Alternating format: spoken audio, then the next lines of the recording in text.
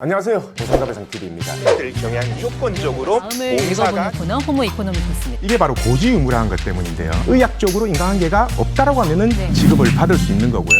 오늘은 이 보상가배상 네이버 카페에서요, 구독자분이 질문을 주시면서요, 보험사에서 산출 근거라고 하면서 합의금 산출 명세서를 보내오면서 합의를 제안을 했다고 합니다. 그래서 이 구독자분이 이 산출 명세서를 올려주셨는데요. 근데 황당하게 제가 계산한 금액이랑 10배 이상 차이 나네요. 그리고 제가 영상에서도 계속 강조했었죠. 웬만한 부상은 보험사에서 연구장에 인정 안 합니다. 그래서 오늘은요, 보험사에서 이렇게 제시한 산출 명세서 그 금액하고요, 제가 계산한 금액이 얼마나 차이가 나고 어떻게 차이가 나게 되는지 실제로 계산을 한번 해보겠습니다. 그리고 내가 부상당한 진단이 한시장애인지 영구장애인지 판단이 잘 안 가시는 분들은요, 네이버 검색창에 보상가 배상 검색을 하셔서 네이버 카페로 들어오셔가지고 질문을 주세요. 그러면은 그 부분은 제가 꼭 답변을 드리겠습니다. 자, 우선 카페 질문 내용을 한번 보겠습니다. 보험사가 제시한 금액에 대한 산출 근거를 보면요, 일단 과실을 30% 잡은 상태에서 산출을 했고요. 물론 이건 제가 판단하기에는 30% 안 나옵니다. 저는 제가 봤을 때 한 20% 정도 나올 것 같고요. 근데 우선 제가 CCTV나 블랙박스를 못 본 상황이기 때문에 그냥 일단 보험사가 주장하는 과실 30% 그대로 했다 치고 부상 부위하고 금액 산출 방식, 장애 유무 정도만 따져서 산정해 보겠습니다. 이분 같은 경우에 우선 진단명을 보면요, 이분이 잘못 기재했는데 ALC가 아니라 ACL입니다. 전방 십자인대의 의학약어고요. 결론적으로 이분 같은 경우에는 십자인대 재건수를 한 건데요. 자, 여기 보시면은 보험사에서는 10% 한시 3년으로 해서요, 금액 얼마 계산되어 있습니까?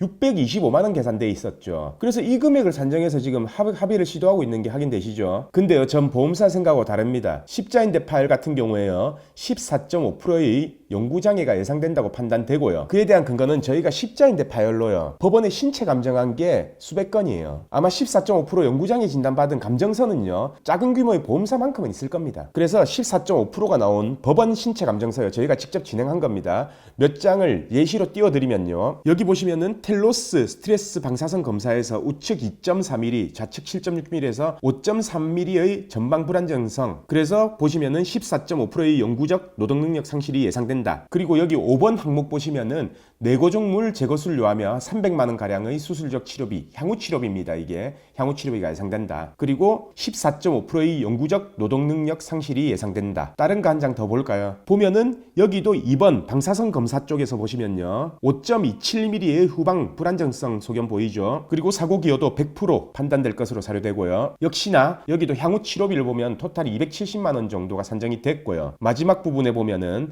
14.5%의 노동능력 상실이 있을 것으로 사료된다. 이는 영구적이다 라는 내용 보이시죠? 한 장만 더 보겠습니다. 이분 같은 경우에는요, 5mm도 안 나왔어요. 4.3mm 정도 장애 진단이 나온 거고요. 그리고 이분 역시 향후 치료비는 약 300만 원 정도 예상된다. 그리고 장애가 남게 되는 기간은 영구장애에 판단되고, 이분 같은 경우에 5mm가 안 나왔기 때문에 약 9.7%의 영구장애가 예상된다라고 이렇게 감정서가 왔습니다. 저희가 이거 말고도 한 100장은 더 있습니다. 우선 이 3장만 보여드렸고요. 그래서 일단 금액을 산정을 해볼게요. 아까 같은 케이스로 14.5%로 금액을 산정해 보겠습니다. 우선 일용근로자 임금으로 산정해도요, 이분 같은 경우에 37세시고 65세까지 28년이 남았기 때문에 336개월이 남은 거죠. 그러면 그에 대한 호프만 개수를 보면요, 여기 보시면 336의 호프만 개수는 209라고 표기되어 있습니다. 그럼 간략하게 계산해도요, 300만 원의 14% 곱하기 209를 하게 되면요, 약 8,780만 원 정도가 산정이 되고요. 거기에 과실 30%를 적용한다고 하더라도 6,150만 원이 됩니다. 보험사에서 제시한 금액과 딱 10배 차이 나네요. 그럼 여기 보험사에서 제시한 위자료 부분을 볼까요? 보험사에서는 위자료를 89만 원으로 산정했네요. 제가 그러면 한번 산정해 볼까요?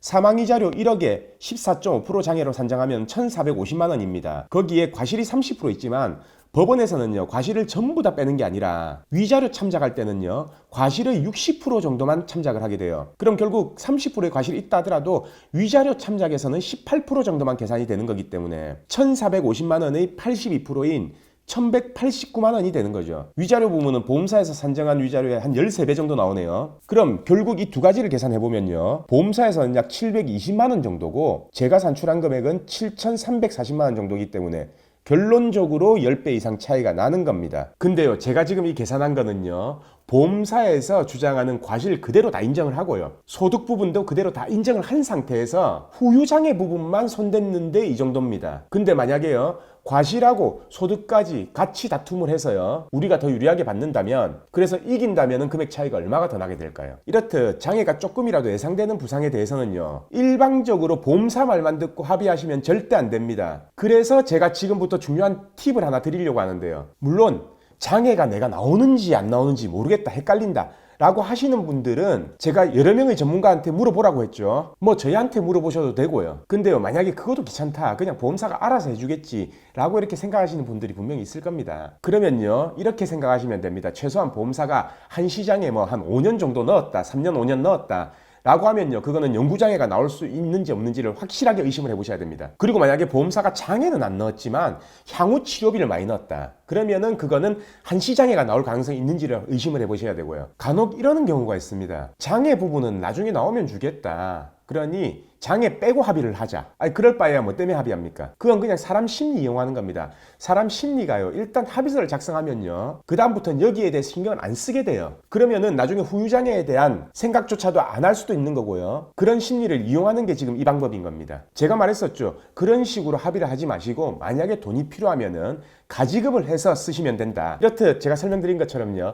보험사가 직접 산출해서 제시한 금액하고요, 제가 지금 산출한 금액하고 딱 10배 이상이 차이 나요. 그래서 오늘은 거기에 대한 주의점과 제가 산출 계산 방식 왜 차이가 나는지에 대해 설명을 드렸고요. 꼭 주의하시라고 당부드리고 싶습니다. 그럼 오늘 영상은 여기까지 하고요. 내일도 새로운 주제를 가지고 오겠습니다. 오늘 영상 끝까지 봐주신 구독자분들께 감사드립니다.